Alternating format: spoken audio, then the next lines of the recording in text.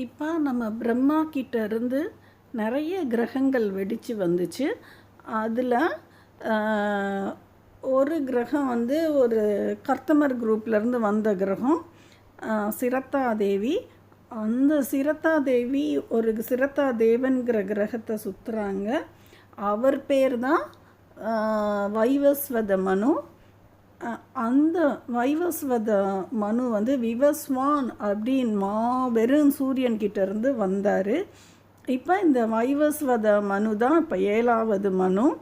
இப்போ இவர் வந்து அந்த பீரியடில் வந்து அந்த வைவஸ்வத மனு ஒவ்வொருத்தங்களாக உடஞ்சி வரும்போது அவர் வந்து சத்தியவிரதன் அப்படின்னு ஒரு மாபெரும் சூரியக்கோளாக இருந்தார்.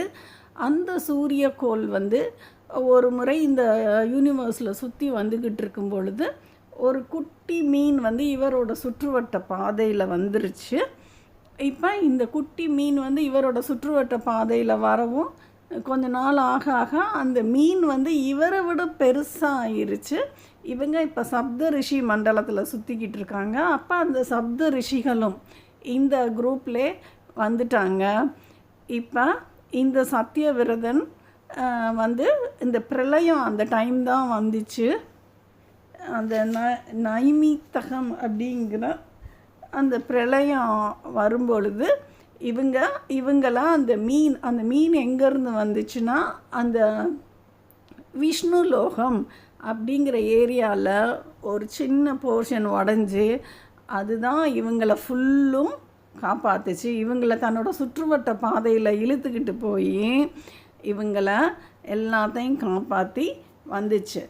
இப்போ இந்த சத்தியவிரதன்கிற கிரகம் அந்த சூரியன் இந்த சப்த ரிஷி மண்டலத்தில் இருந்துக்கிட்டு இருக்கும் பொழுது என்ன ஆகுதுன்னா, இதில் இருக்கிற அந்த வசிஷ்டர் வந்து கொஞ்சம் ஒரு சமயம் வந்து இந்த சத்தியவிரதன் மேலே மோதுறாரு. சத்தியவிரதன் மேலே 3 முறை மோதும் பொழுது இந்த சத்தியவிரதன் என்ன ஆகிறாரு, திரிசங்கு அப்படிங்கிற உருவமாக ஆகிறார். 3 முறை மோதினவொன்னே 3 சங்குகள் போன்ற உருவம் ஆயிடுறாரு. இவருக்கு பேர் இப்போ திரிசங்குன்னு ஆயிடுச்சு. இப்போ இவர் வந்து இந்திரலோகம் அமராவதி வந்து பக்கத்தில் இருக்குது. அந்த ஏரியாக்குள்ளே போகணும் அப்படின்னு ட்ரை பண்ணும் பொழுது இவருக்கு போக முடியல. அந்த டைம் வந்து விஸ்வாமித்திரர் வந்து தன்னோட ஃபோர்ஸில் இவரை அமராவதிக்குள்ளே